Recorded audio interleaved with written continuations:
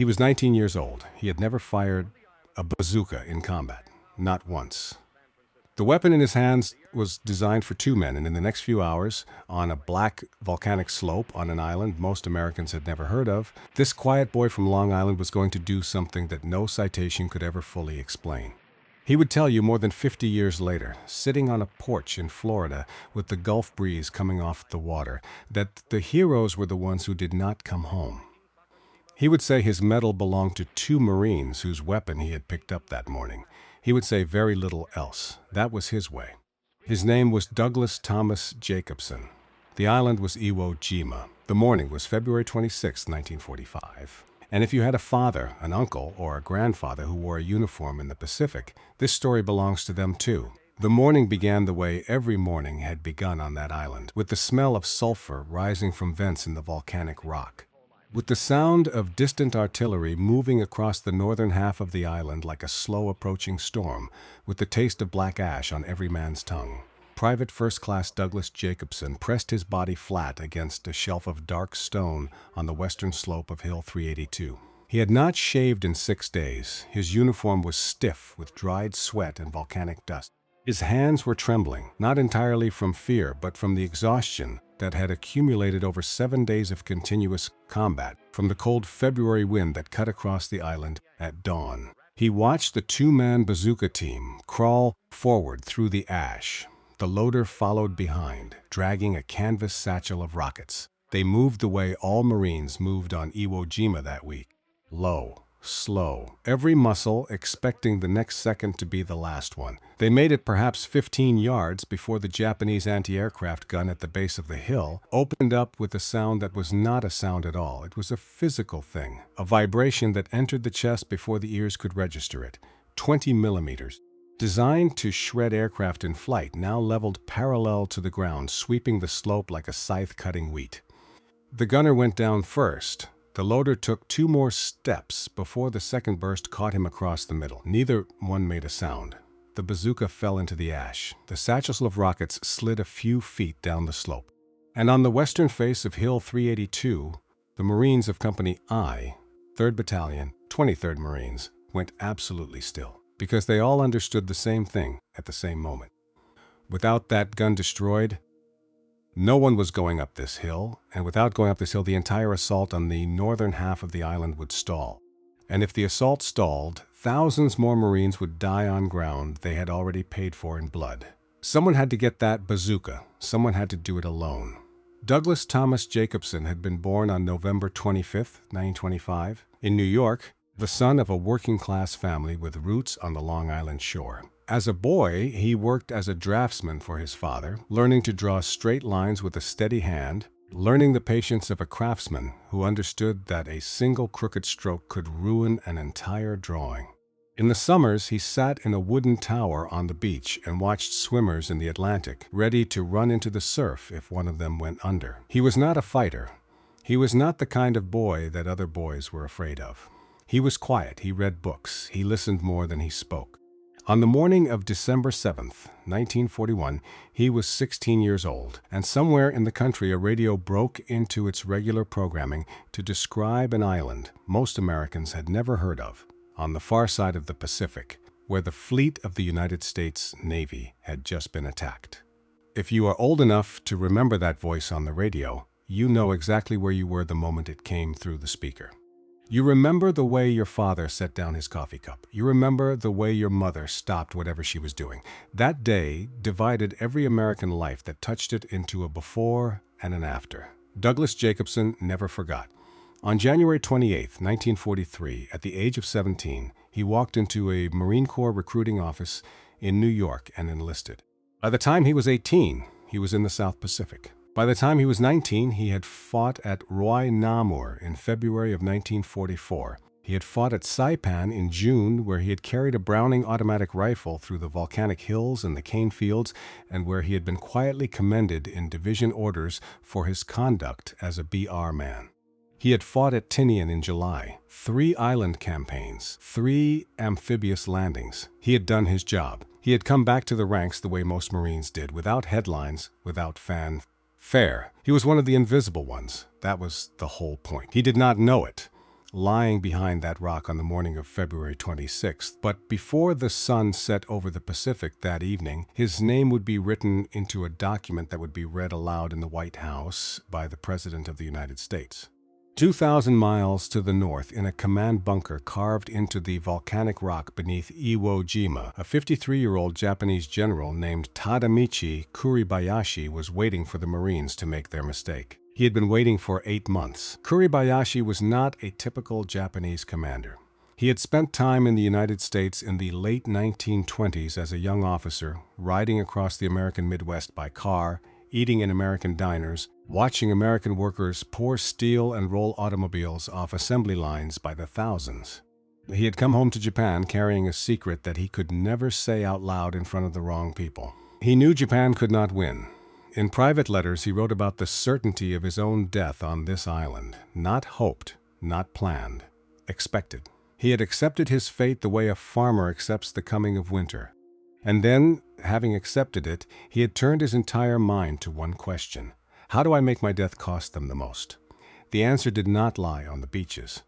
Every Japanese commander before him in the Pacific had defended the shoreline. They had lined the sand with troops and machine guns and pillboxes, and every time the Americans had come, the naval bombardment had shredded the defenders before the Marines even landed. Kuribayashi had studied the after-action reports of Tarawa, Kwajalein, Saipan, Peleliu. He had drawn a conclusion no Japanese general had drawn before. The beach was a graveyard not for the Americans, for the defenders. So on Iwo Jima, Kuribayashi did something no one expected. He gave the Americans the beach. He pulled his troops back. He dug them into the volcanic rock.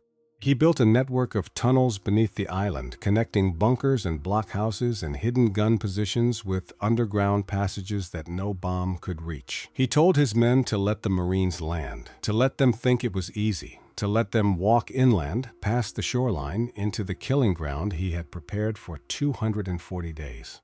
On February 19, 1945, 30,000 United States Marines walked ashore expecting the worst 3 days of their lives. They walked into 8 months of engineering. They walked into a trap that had been designed and reinforced by a man who had accepted his own death and asked only that it be expensive. For the first day and part of the second, the beach was strangely quiet. Marines pushed inland, thinking they had caught the Japanese off guard. Then, slowly, deliberately, the trap closed. Hidden gun positions on the high ground opened up. Mortars zeroed in from positions no aerial photograph had revealed. Machine guns fired from bunkers so well camouflaged that Marines walked past them and were shot from behind. 3 days after the landing, on February 23rd, on a small mountain at the southern tip of the island called Suribachi, 5 Marines and a Navy corpsman raised the American flag. A photographer named Joe Rosenthal captured the moment in a single frame that would become the most famous photograph of the Second World War. That flag was still flying. 3 days later, on the morning Douglas Jacobson lay in the ash on the western slope of Hill 382. If you were old enough in 1945, you saw that photograph in every newspaper in the country. On posters at the post office, on the covers of magazines. The men in that photograph were called heroes. 3 of them would be dead within days of it being taken. Douglas Jacobson never saw those newspapers. He was busy with the reason they existed. Marines called Hill 382 the meat grinder. The name was not a metaphor. It was the literal word that came out of their mouths when they tried to describe what was happening to their friends. In 7 days of fighting, the 23rd Marines had lost nearly half their strength. Company after company had assaulted this hill. Every assault ended the same way. The Japanese would wait. They would let the Marines cross the open ground. They would let them come within 30, 40, 50 yards of the summit. And then, from positions the naval bombardment had failed to touch, they would open fire from every angle at once. Machine guns from the flanks, rifles from the front, mortars from the reverse slope, anti-tank guns hidden in crevices, Sherman tanks burned in the ash. Flamethrower teams were cut down before they got within range of their targets. Entire squads walked into 100 yards of open ground and simply ceased to exist. Hill 382 rose 125 feet above the beaches. It was not large. A man could walk from the base to the summit in 5 minutes on flat ground. But this ground was not flat, and this hill was not walkable, and the Japanese had spent 8 months turning every square meter of it into a place where American boys came to die. The hill was called 382 for a reason. That was its height in feet, a number on a map, a number that had cost more Marine lives per foot than almost any other piece of ground in the Pacific. On the morning of February 26th, Company I began its assault at 0900 hours. In the first 30 minutes, the company took heavy casualties. The assault broke down. The men went to ground behind whatever cover they could find. Rocks, shell craters. The bodies of the men who had died in front of them. The Japanese fire did not stop. It did not pause. It came from positions the Marines could not even see. Muzzle flashes flickering from slits in the earth. Machine gun bursts from bunkers so well camouflaged that a man could stare directly at one and never see it until it killed him. And then, into that stillness, the two-man bazooka team had made their attempt. And then they had died. And then the bazooka had fallen. Jacobson lay behind the shelf of volcanic rock and looked at the weapon. It was out there in the open. Between him and it lay ground swept by a gun that could tear a man apart in less than a second. And beyond it lay the hill, and beyond the hill lay the rest of the 23rd Marines, waiting for someone to break the line. Jacobson knew what a bazooka was. Every Marine knew. A shoulder-fired tube that hurled a rocket capable of turning a bunker into a smoking hole in the ground. He also knew what a bazooka required. 2 men, one to aim and fire, one to load the rocket into the rear of the tube, connect the electrical ignition wire, tap the gunner to signal it was ready, and step clear of the backblast that erupted from the open end when the weapon fired. You did not fire a bazooka alone. Nobody fired a bazooka alone. The entire concept was outside of doctrine. Jacobson looked at the weapon in the ash. He looked at the anti-aircraft gun at the base of the hill. He looked at Company I, pinned down around him, unable to move, dying by inches, while officers on the radio begged for artillery that could not reach targets buried in volcanic rock. He thought about his father. He thought about the drafting table. He thought about the straight lines he used to draw as a boy, the patience it took to hold the pencil steady, the way a single crooked stroke could ruin the entire drawing. He was not a hero. He knew that. He was just the closest man to the bazooka. Douglas Jacobson set his rifle down in the ash. He took a breath that he was not sure he would ever release. And then, alone, without orders, without a plan, without anyone to help him, he rose from cover and ran toward the weapon that was never meant to be carried by one man. He would not know it for another 5 decades, but the decision he had just made would change not only his life, but the shape of the entire battle for Iwo Jima. The anti-aircraft gun saw him.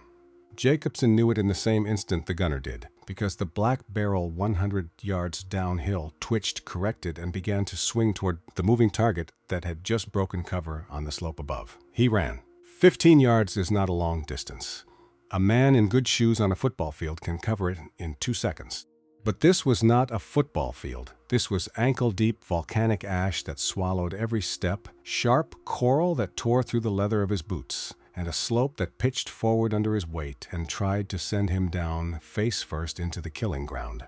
The first burst came before he was halfway there. Rounds passed so close to his shoulder that he felt the air split. The sound arrived a heartbeat later, and by then, he was already diving, already sliding, already crashing into the ash beside the bodies of the 2 Marines who had died carrying the weapon he now needed. He did not look at their faces. He could not afford to. He grabbed the launcher tube with his right hand. He grabbed the canvas satchel with his left. The weight was more than he expected. He rolled sideways behind a cluster of shattered rock some distance from the Japanese gun. The gunner fired again. Rounds tore chunks out of the rock above his head. Volcanic dust rained down into his collar. He lay flat, breathing hard, and for the first time since he had left cover, he allowed himself to look at what he was holding. He set the launcher on the ground. He pulled a rocket from the satchel. He slid it into the rear of the tube. He connected the ignition wire the way he had watched other men do it. His hands moved slowly. Too slowly. The Japanese gunner would not wait forever. He lifted the tube onto his shoulder. The weight pulled him off balance. His left hand shot up to steady the barrel. His right found the wooden grip and the trigger. The rear of the tube was open. And behind that opening, if he fired now, the backblast would erupt in a cone of fire. He turned his head. There was nobody behind him. He was alone. He rose from cover, sighted, and pulled the trigger. Fire and smoke erupted from both ends of the launcher. The recoil punched into his shoulder like a horse's kick. The rocket crossed the distance in less than a second and struck the anti-aircraft gun's steel shield. The shaped charge detonated. The gun and its crew disappeared in a flash of orange flame. Company I was already moving. Somewhere behind him, an officer was shouting. Somewhere behind him, Marines were rising from cover for the first time in an hour. But Jacobson was not watching them. He was already flat on his belly again, pulling another rocket from the satchel, loading it into the tube, wrapping the ignition wire around the contact. He did not stop. What happened over the next stretch of that morning has been recorded in the careful, restrained language of an official Medal of Honor citation, as one continuous action across the whole of that hill. The record lists the positions. The record does not and cannot capture what it felt like to move from one to the next alone on a slope that was still killing Marines with every passing minute. 2 Japanese machine gun emplacements higher on the slope opened fire on the advancing Marines. Positions dug into the earth and covered with logs and volcanic rock. Positions the naval bombardment had failed to touch. Positions that only the muzzle flashes gave away. Jacobson attacked them. He crawled through ash and shattered coral. The rocks tore his uniform at the knees and elbows. He kept his head down and the launcher tucked against his side. He worked his way around the flank of the first position, and when he was close enough to see the barrel of the Japanese heavy machine gun traversing left and right, he fired. The rocket struck the earthen cover of the emplacement and detonated. The machine gun stopped firing forever. The second position swung its barrel toward him. He was already moving. He rolled left as bullets tore through the space where he had just been. He dove behind a shallow depression and lay panting with his face pressed into the ash. His ears were ringing. His shoulder throbbed from the launcher's recoil. The second gun crew was hunting him now. They were firing short bursts at every rock and shadow, trying to drive him into the open. They fired to his left. They fired to his right. They walked their fire back and forth across the slope, patient, methodical. He waited. He listened. When the pause came, he rose. He shouldered the tube. The gun crew saw him at the same moment he saw them. The barrel began to swing, but Jacobson had already fired. The rocket struck the gun mount and detonated in a burst of dirt and metal. 3 positions, and the morning had only just begun. Ahead of him, blocking the route to the summit, stood a reinforced blockhouse. Walls of concrete thick enough to have survived direct hits from American naval gunfire during the pre-invasion bombardment. A single firing slit at the front, wide enough to cover the entire southwestern approach with interlocking fire. 14-inch shells from the older American battleships had hit this blockhouse. 8-inch rounds from heavy cruisers. The concrete showed scorch marks. It showed chipped corners, but the walls still stood, and inside, Japanese defenders were waiting. Jacobson studied the structure the way he had once studied his father's drafting drawings. He looked at the angles, he looked at the lines of sight, he looked at the assumptions the Japanese engineers had made when they chose where to place their walls. The firing slit faced southwest. The main Marine approach was southwest. Everything about this blockhouse was designed to stop an enemy coming up that slope in that direction. Nothing on the north side. The north side faced away from the beaches. The north side faced into the Japanese defensive perimeter, into terrain no American was ever supposed to reach. Jacobson began to move north. He crawled through ash and rock. His uniform was black with dust. The launcher tube scraped against every stone. Somewhere behind him, Company I was still pinned down, taking fire from positions higher on the hill. But nobody in the blockhouse was watching the back wall. Why would they? He reached the rear of the structure. He attacked it there with the bazooka and with demolition charges. In a fight the citation would describe in a single sentence, and that must have felt, to the 19-year-old private first class living through it, like an eternity. When the smoke cleared, the blockhouse was silent.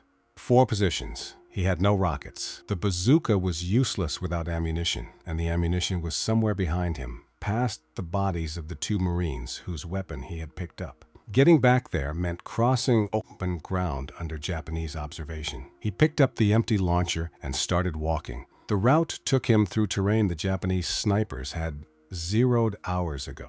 He heard a round crack past his head. He heard another strike the ash to his left. He did not run. Running attracted the eye. He walked slowly, deliberately, using every depression and every rock cluster, keeping his silhouette broken up against the black slope. He reached the ammunition point. He resupplied, and as he turned to head back up the slope, a mortar round struck nearby.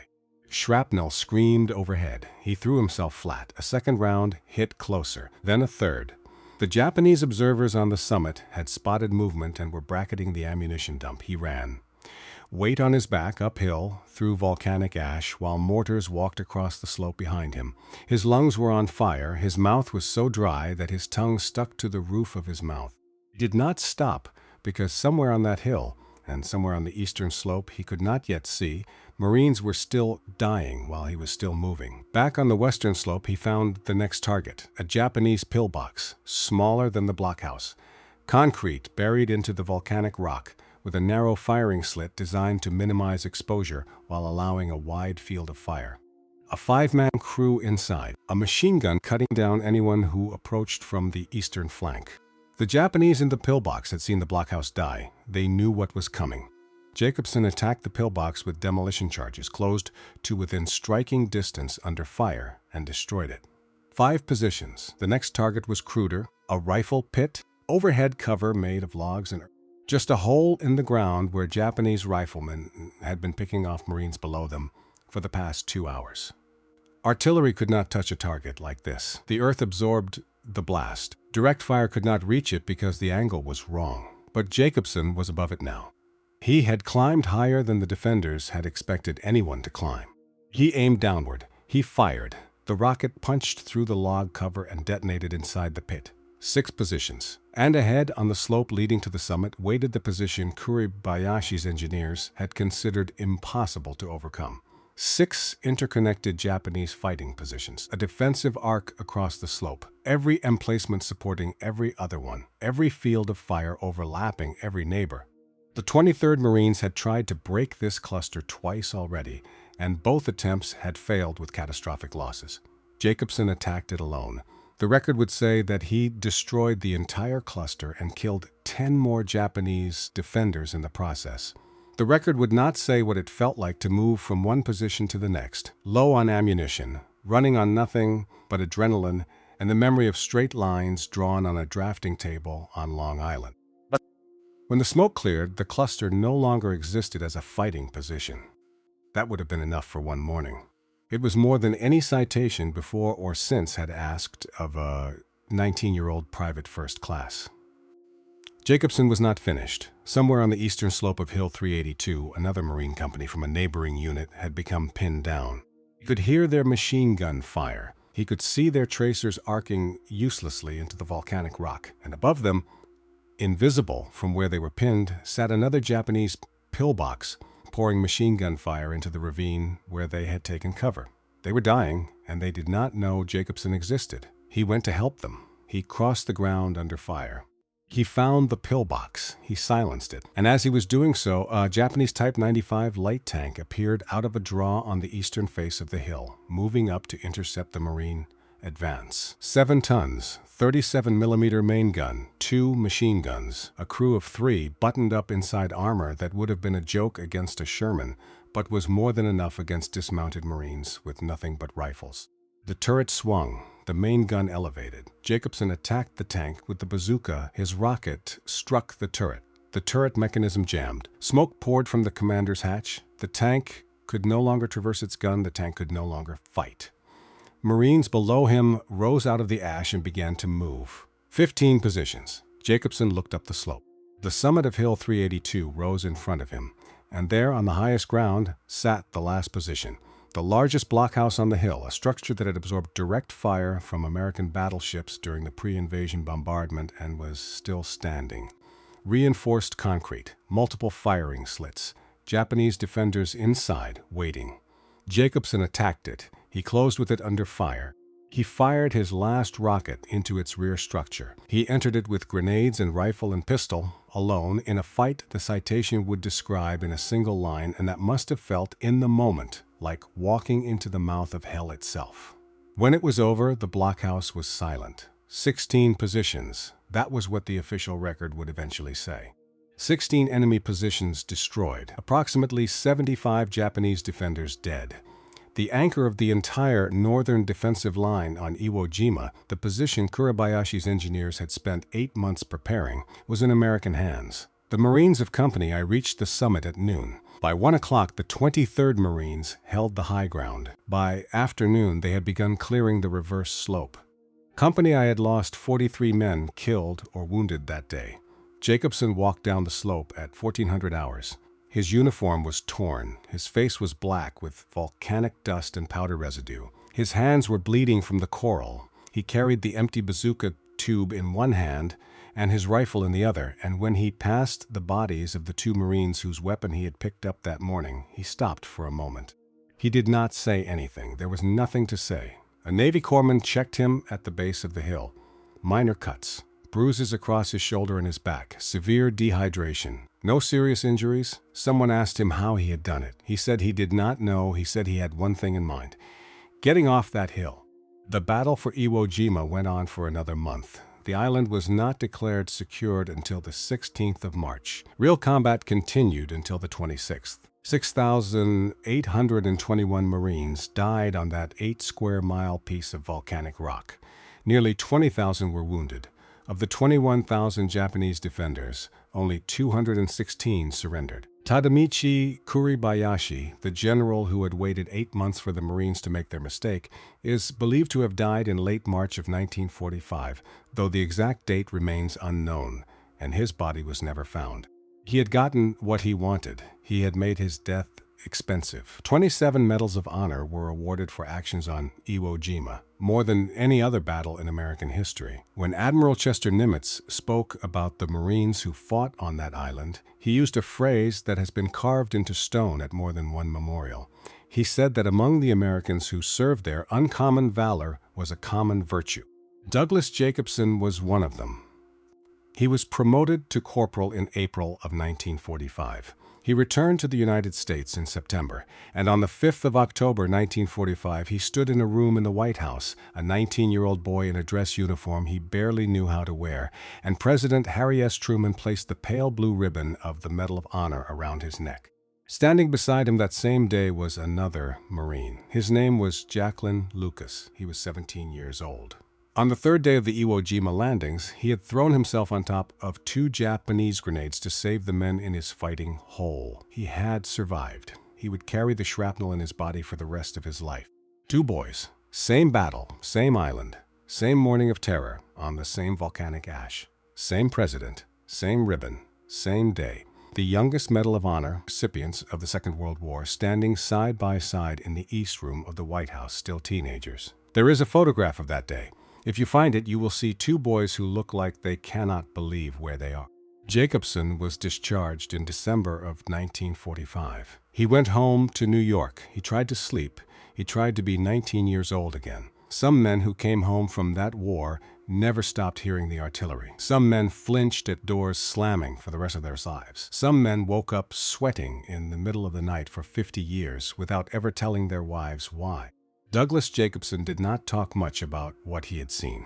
Most of them did not. That generation was not raised to talk. They were raised to endure. In April of 1946, 4 months after leaving the Marine Corps, he walked back into a recruiting office and re-enlisted. Some men could not stay away. He was one of them. He attended officer candidate school at Quantico. He was commissioned a 2nd lieutenant in March of 1954. He served in Japan, in Okinawa, in China, in Vietnam. He rose through the ranks the way men did in the peacetime corps, quietly, without headlines, one promotion at a time. Near the end of his career, his commanding officer discovered something no one had ever noticed before. Jacobson did not have a high school diploma.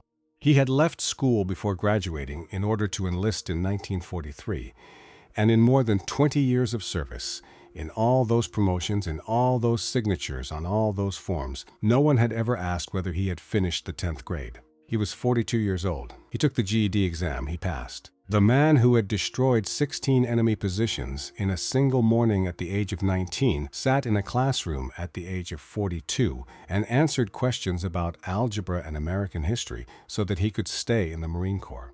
He received his diploma in 1967. He retired as a major after 24 years of service. He moved to New Jersey. He worked as a real estate agent. He married a school teacher he had met while stationed in Okinawa. In 1987, they moved to Florida. He mowed his lawn. He talked to his neighbors about the weather. He did not talk about the war unless someone asked, and even then, he did not say much. He never called himself a hero. He would tell you, if you pressed him, that the heroes were the ones who did not come home. The 2 Marines whose weapon he had picked up. The boys who had died in the ash at the base of Hill 382 while he was still lying behind a rock deciding whether to move. If you visited him in Florida in the years before he died, you would have seen an ordinary older man on an ordinary porch, in an ordinary neighborhood, in an ordinary Florida town. You would not have known what was under his shirt. You would not have guessed what was in his past. That was how his whole generation lived after the war. Ordinary men who had done extraordinary things, and who never wanted to be reminded of either one. Douglas Thomas Jacobson died on the 20th of August, 2000 in Port Charlotte, Florida. Congestive heart failure and pneumonia. He was 74 years old. He is buried at Arlington National Cemetery. If you have ever visited Arlington, you have walked past thousands of white stones like his. Each one a name, each one a story, each one a boy who came home in a box, or an old man who came home whole and lived the rest of his life in the quiet way most of them did. The state of Florida named a veterans nursing home after him. The Douglas T. Jacobson State Veterans Nursing Home still stands in Port Charlotte, caring for the old men who came home from wars that Jacobson understood in a way no one else ever could. He was a 19-year-old draftsman from Long Island who lay behind a rock on the morning of the 25th of February 1945, looked at a weapon meant for 2 men, and made a decision that no training manual had ever prepared him to make. 16 positions, 1 Marine, 1 bazooka, 1 hill on an island that most Americans have never heard of, in a war that fewer and fewer people remember every year. He is gone now. They are almost all gone. The men who landed at Normandy, the men who flew the bombers over Germany, the men who froze at the Chosin Reservoir, the men who came ashore at Iwo Jima on February 19th and did not come off it for a month, if they came off it at all. There are fewer of them alive today than at any point since the war ended, and every year the number falls further, and one day soon there will be none. If you are watching this, there is a chance your father wore a uniform in that war, or your uncle, or your grandfather. Maybe he came home and never spoke of it. Maybe he came home changed. Maybe he did not come home at all, and his name is carved on a stone somewhere in this country, one name among hundreds of thousands. Say his name today, out loud, in whatever room you are sitting in right now. Douglas Jacobson would want that. He would say the medal on his chest belonged to those men, not to him. He would say every name carved on every stone in every cemetery from Arlington to the Punch Bowl belongs to a boy who was ordinary until the day he was not. Say his name, then say the name of the one you loved. That is how we keep them alive. And for as long as you remember, Douglas Jacobson is still walking down the slope of Hill 382, empty bazooka tube in his hand on his way home.